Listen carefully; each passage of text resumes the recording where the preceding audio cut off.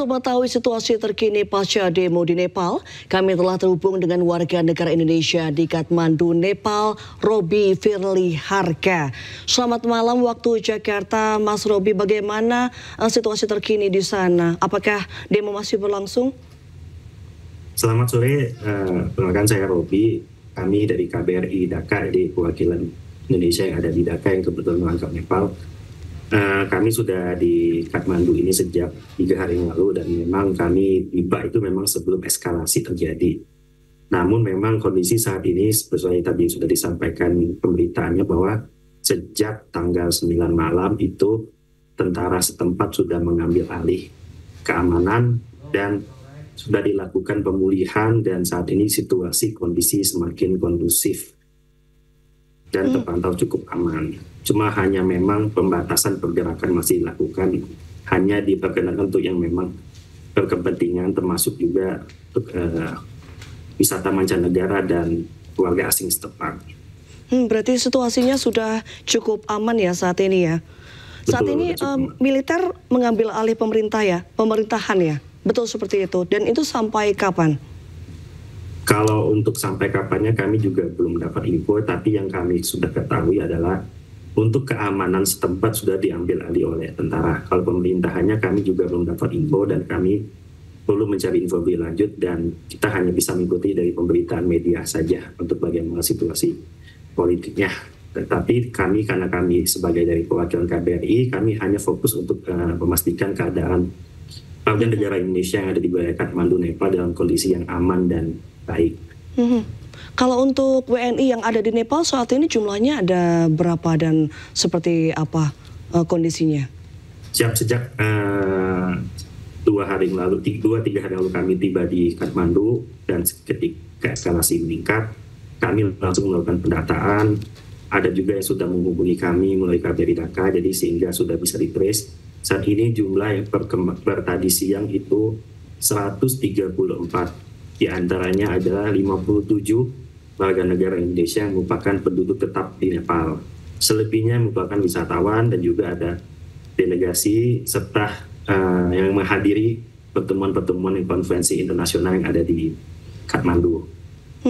Kalau misalnya katakanlah situasinya kembali memanas seperti itu, apa langkah evakuasi bagi WNI yang berada di Nepal?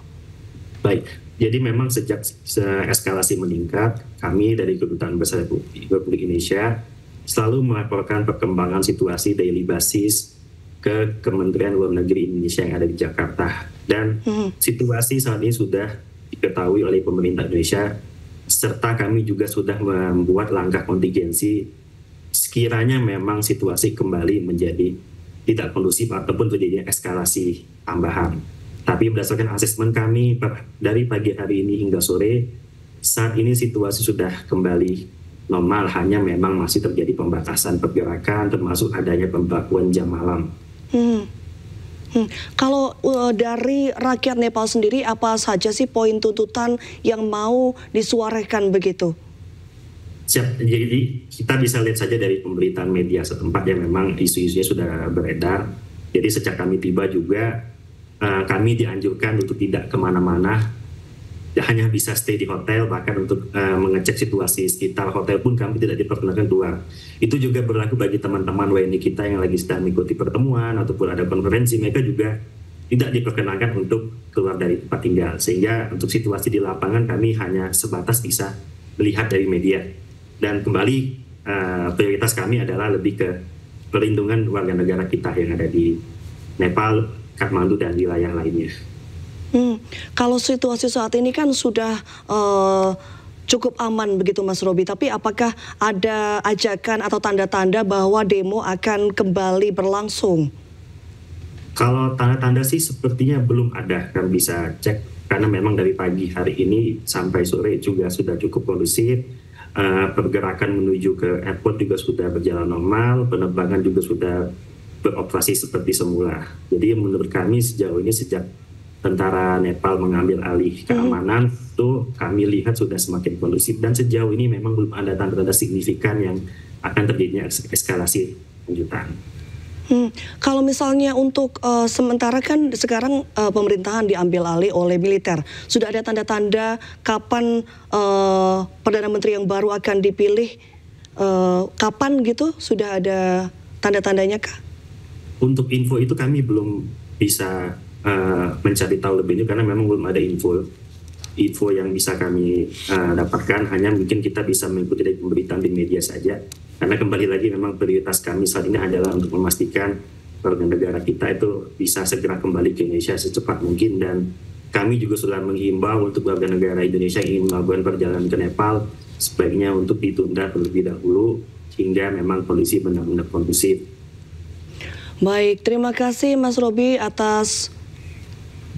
Oke, terakhir Mas Robi, untuk agenda kepulangan Mas Robi sendiri? Kalau kami, kebetulan memang kami sudah menelusuri delegasi, dapat kami infokan ada sejumlah warga negara Indonesia dan delegasi-delegasi dari berbagai kementerian lembaga akan kembali ke Indonesia mulai dari sore hingga malam ini dengan berbagai macam penerbangan yang sudah beroperasi. Jadi saat ini tugas kami tugasan untuk memastikan semuanya dalam kondisi aman dan akan kembali jika memang kondisi semakin membaik, serta delegasi juga sudah meninggalkan. Delegasi serta wisatawan Indonesia juga sudah meninggalkan Kathmandu. Baik, terima kasih Mas Robi atas sharingnya pada sore menjelang malam hari ini. Kita doakan bersama dari Indonesia semoga situasi di Nepal tetap kondusif dan Mas Robi nanti bisa pulang ke Indonesia dengan selamat dan aman. Terima kasih Mas Robi. Siap, sama-sama. Ya pemirsa, polisi Nepal menjadi tawanan massa saat gelombang unjuk rasa yang dipicu dugaan korupsi dan pembatasan media sosial.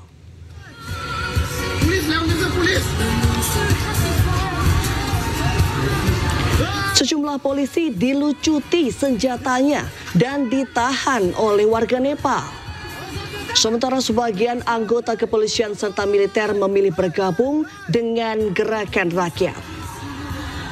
Aksi protes yang dipimpin generasi muda ini dipicu dengan dugaan korupsi dan pembatasan akses media sosial yang menewaskan 19 orang dan berujung pada lengsernya Presiden Ramchandra Pudel serta Perdana Menteri Sharma Oli.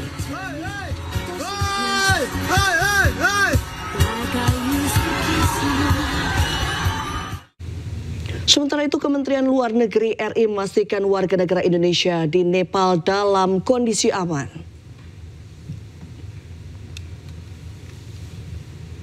Berdasarkan data dari Kedutaan Besar RI di Nepal, terdapat 57 WNI yang tinggal di negara tersebut. Selain itu, ada juga 43 anggota delegasi Indonesia yang sedang menghadiri konferensi, 2 anggota TNI, serta 23 wisatawan yang tengah berlibur. Kendati demikian, belum ada penjelasan lebih lanjut terkait langkah evakuasi WNI ke tanah air.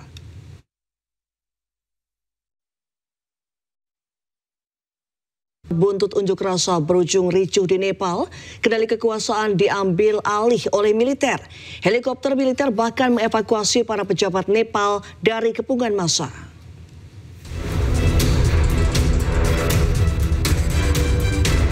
Helikopter militer Nepal mengevakuasi para menteri dari rumah dinas mereka di kawasan Bai Sepati.